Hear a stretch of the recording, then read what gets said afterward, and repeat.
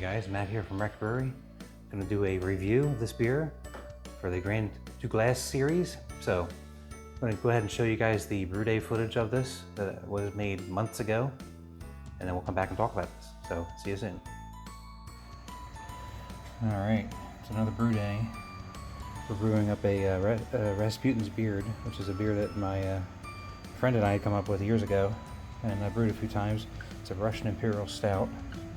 So, got to do this one a little bit differently than what I'm normally used to because it's such a huge grain bill. I'm just going to heat up the water and get it circulating here in the mash tun early because it does require a little more than 6 gallons or 8 gallons of water in here. So we're going to put the brewing salts right into this. Give it a good stir.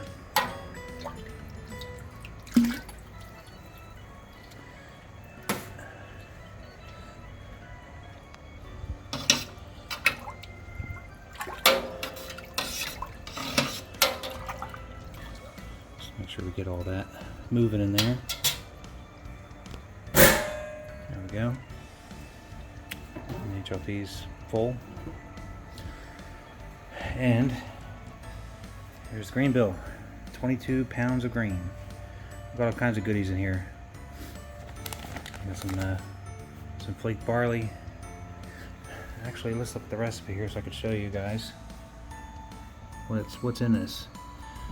We have some flaked barley, some 16 pounds of brewer's malt, some special B, some roasted barley, some carapils, some chocolate, and some Munich.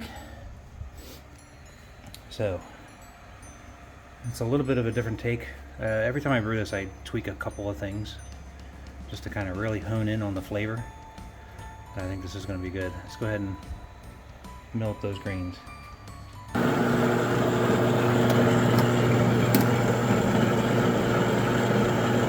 The hopper's not quite full, but more full than normal.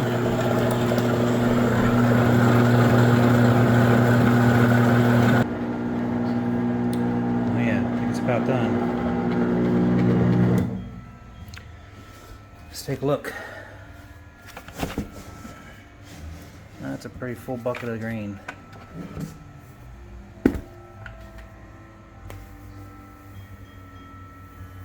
Very nice. Let's go ahead and put the flaked barley right on the top there. Trying to do this one-handed, it's always fun. There we go. And that'll be our mash. And we still got some time here, just getting everything warmed up. We're gonna mash in at 152. So, just warming up both kettles. I'll go ahead and close this up. Now that all the salts are in there. And here in a few minutes, we'll go ahead and mash in. Alright, mashing in. I tried to do this one-handed pouring, but that wasn't working. Just too heavy. 22 pounds of grains. Look at that nice sort of tan head on that already, just from mixing up the grains. But that is a full mash tun.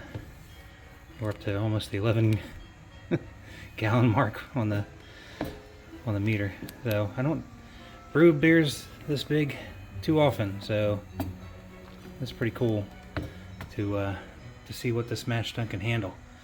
Still quite a bit of room in there. Can always brew a barley wine, I guess. Got plenty of space for that.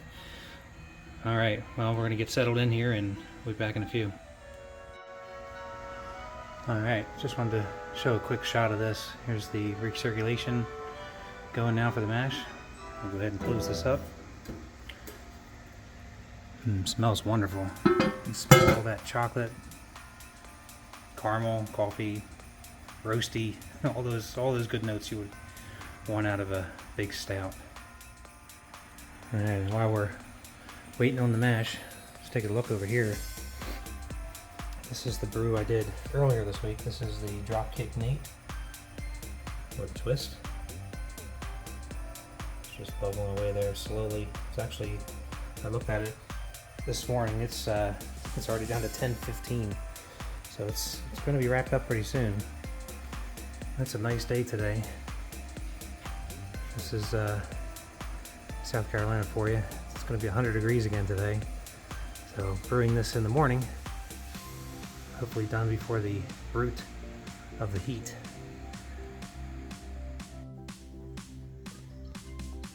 Here's the yeast starter for Rasputin's beard. You can see it had quite the carousing on it. It's finally started to die down. It's almost all the way out. So we'll be ready to pitch once I'm done with the brew day. But this is just a quick look at it while I'm waiting for the mash to finish. Pretty wild. That's just US-05. So it's pretty happy, ready to go. Okay, we have started the Sparge. I tried to ramp the mash tun up to 168, but that was taking a long time, so we're just going to roll with it. 168 Sparge water is going in, and that's, yeah, nice full mash tun. You can see the water is going in now, it's clear. So we only need the Sparge just a little over 2 gallons, so most of that's already in the mash tun. It smells wonderful, very roasty. Yeah, that's gonna be nice. All right, back in a few minutes when we got this filled up. All right, time to measure out some hops. Now that we're filling up the boil kettle, I'm gonna use these new hops. This is the Ariana. It's 2022 crop year. So use up some of the newer stuff. This came in one of my hop boxes last year.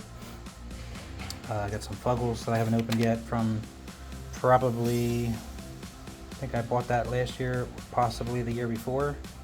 And I know all this stuff here is probably, everything here is within 2 years old, so I'm feeling pretty good about that. But I'm going to use up the rest of my Challenger. I got the rest of my East Kent Goldings here. Some more Fuggles here. So we're going to use some of the new with the old there. And then here's some of the rest of the Challenger I have. So I'm just kind of using up some of the stuff I've been sitting on here for a little while. And this beer requires a lot of hops to kind of cut down on all of the malt. So there's our hop schedule there. Go ahead and start measuring this stuff out. All right, all set. So 60 minutes, we got the 2 ounces of Ariana, and we have half an ounce of the Challenger. 15 minutes, we have the 1.5 ounces of Fuggles and a half ounce of East Kent Goldings. And then in this one, I'm going to put the yeast nutrient and the Whirlfloc tablet in, but I'm not going to do it yet because it's very sticky out here today. So, and the yeast nutrient will really stick up. So I'm going to wait until I need that to bring that out and put that there. But we're still filling up the boil kettle here. Take a look. All right, looks like we're over the element now, so we can go ahead and start kick-starting this. 200 degrees. We'll get that rolling there. And that way when we're up to the volume we need, then we can go ahead and put it on full blast. Alright, we're at volume now. Go ahead and turn that pump off. We'll get this going to 100%.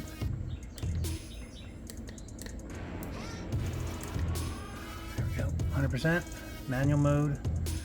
I'll get this boil started. Alright, we got the boil started now. Got a lot of good, got a good hop break happening here. It's probably going to be a minute to settle out. There's a lot going on in this kettle right now, so I'm not going to be surprised if this fires up here. So I'm going to let it settle before we add the hops. There we go, you can see it climbing already.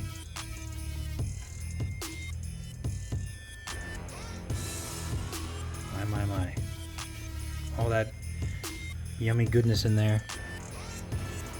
It smells wonderful.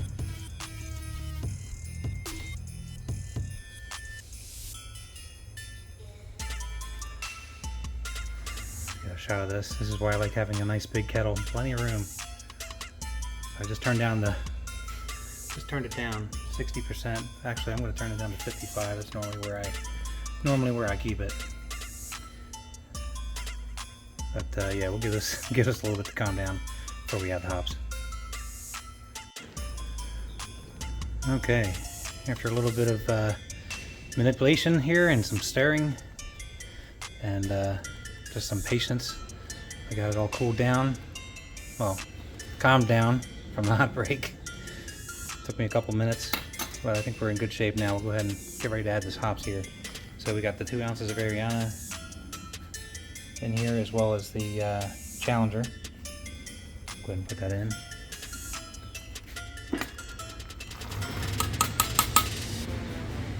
And we'll start that timer.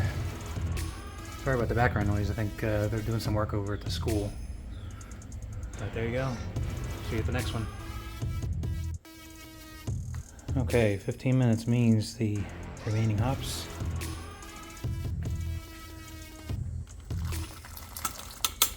Boom. And the Warlock tablet and the yeast nutrient. Yeah,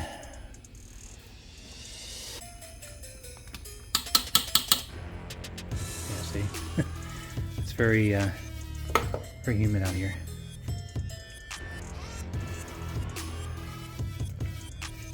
I can't rinse some of that out. There we go. Okay, now that we're down to the last few minutes, usually wait till 5 minutes or so to start this, but I'm going to sanitize our chiller and everything, and all the lines. So we're going to open everything up now. And get all that beer to go through all of that to make sure it gets sanitized with boiling wort. And of course, you can hear the bubbling. We want to make sure all the oxygen is out. Oh, a little bit of steam there. You can still hear it bubbling there. So we want to make sure all that air is out of the lines and everything is sanitized. We'll go ahead and turn on the wort pump and get everything going here. And once that's done and the timer is finished, we'll go ahead and start chilling. Alright, transferring to the fermenter now. That's about as cold as I'm going to get it without using ice. We're right around 80 degrees. So that should be fine. It'll drop the rest of the way room temperature before this yeast gets going. So that'll work perfectly fine. I believe USO5 is well within that range. I think it can go up to like 85. So we should be good. Speaking of which, there is the USO5. Had quite a blowout last night. And yeah, we got plenty of yeast on there to get started on this beast. Just took a gravity sample of it. It's a little lower than I wanted. It came out to like 1095. I think it was aiming for 1100 by Brewfather, but that's okay. It's still well within the realm of a nice Russian Imperial Stout. Alright, time to pitch the yeast. Just gonna put the whole thing in there.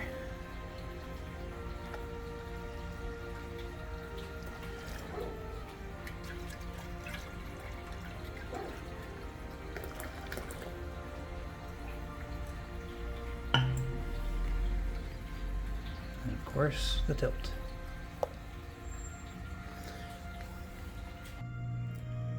Alright, here's the final product, and we'll see how we go. I am pretty sure it's going to have a blow off or blowout because of the amount that's in here, and we are filled pretty good in this. This is a 7-gallon bucket, and I'm sitting right around the 5.5 to 6 gallon mark. So there's some headspace, but probably not enough for what this yeast needs to work on. So I just kind of put an airlock on there and put a tube, just kind of suspended it here so it doesn't go down, and then into a flask of star sand. There we go. Check back out here probably, well, had a nice blowout on their starter, so I assume this is going to start pretty soon. So we'll check back in a couple hours, see how long it takes to get going. And we are sitting, according to this, 82, so it is on the warm side. I definitely don't really want to ferment that warm, but it is 70 in the house, and this room in particular is cooler than that, probably about 65. So hopefully that will come down into the 70 range, which will be fine.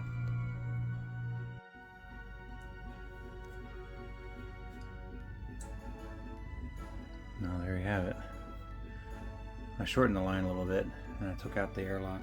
This just goes right into the bung, so this works out pretty good. So I'm just gonna roll with this, I think. And she's off and running.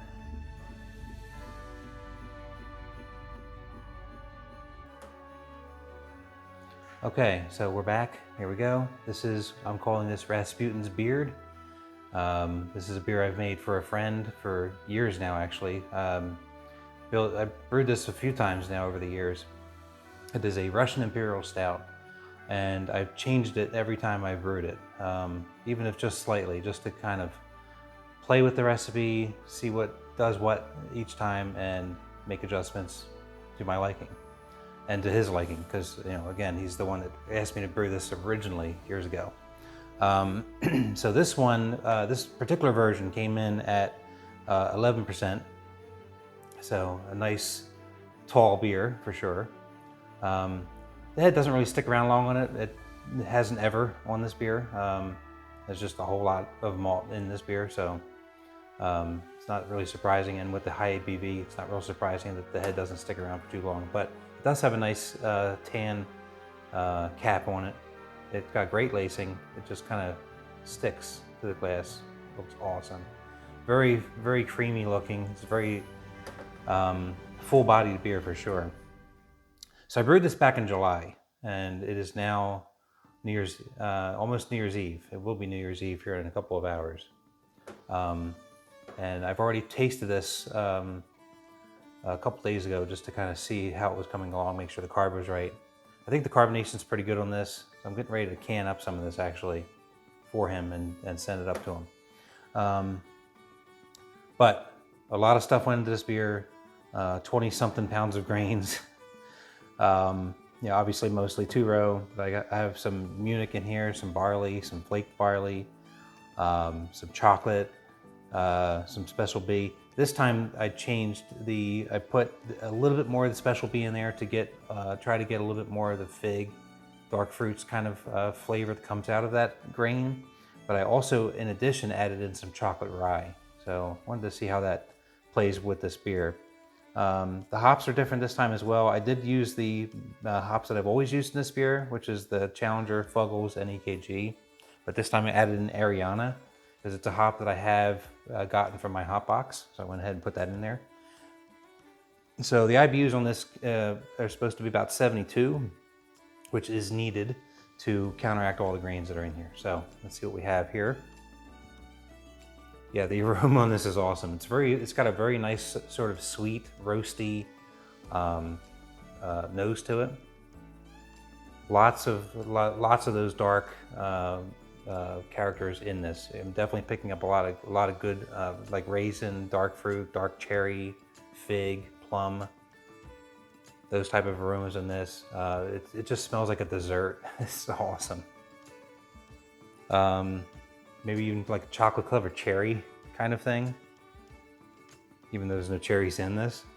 I love that. I just love the aroma on this. It's like a dessert beer, and it's certainly something you wouldn't want to pound back at 11%. It was something you would sip on, and it's a nice nightcap, which is what I'm doing here. Actually, it's pretty late night, so yeah, I love the aroma on this. So let's go ahead and for a taste. Cheers.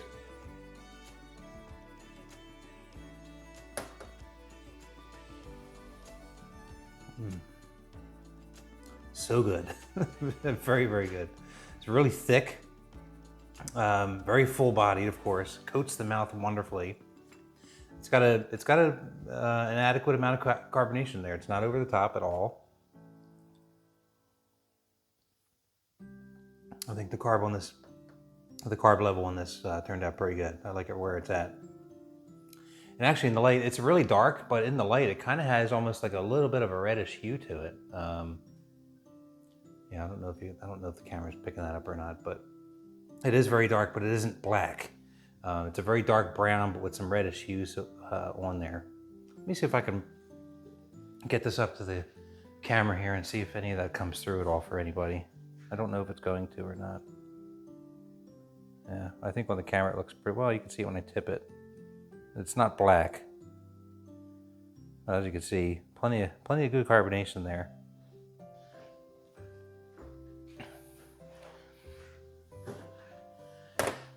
Yeah, not a whole lot more I can say about it as far as the recipe goes. USO5, just standard yeast on this. The mash pH I did at 5.4. I intentionally went higher because of it being a darker beer. I think everything worked out real good with this. I like this version. I don't know that I'll change it again. I think I kind of like where it's at. You know, I may change the hops again just for whatever I have on hand. But yeah, that's good.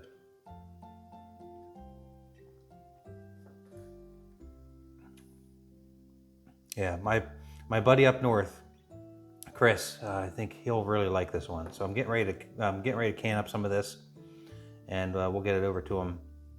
Yeah, look at that. I mean, it's a good looking beer right there. I mean, actually, for it being as high ABV as it is, I mean, it doesn't really have much of a head, but that cap is hanging on. It certainly doesn't look flat like the last time I made this. The last time I made this beer, the cap was there for a couple of minutes and it was just gone. And I mean, you can rouse one up again, but it didn't really stick around. This one's sticking around. It's quite interesting. Well, I could talk about this for a while. I mean, it's a really nice beer. I do enjoy it. We'll see you guys on the next video. I'll leave it there. Brewtubers.com. Come check us out if you want to come join the fun. I'll see you guys on the next one. Later.